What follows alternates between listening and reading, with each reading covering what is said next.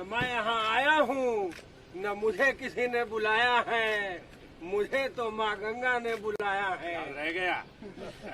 काशी के बेटा यशस्वी प्रधानमंत्री श्री नरेंद्र मोदी जी, आपके काशी के पावन धरा पर हम दिव्यांगन की ओर से बहुत बहुत स्वागत बा। क्या शुभ नाम?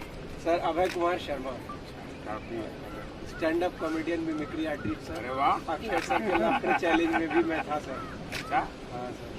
किसकी मिमिक्री करते? सर आपकी, राजनाथ सर की। अच्छा, हमारी करो। जैसे आपकी, हाँ। जैसे मन की बात में। हाँ। मेरे प्यारे देशवासियों, अभी मुझे बनारस में जाने का अवसर मिला।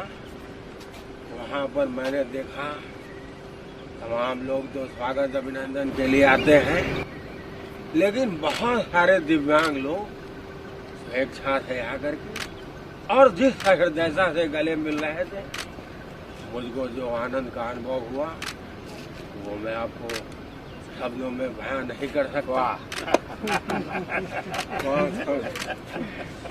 बढ़िया।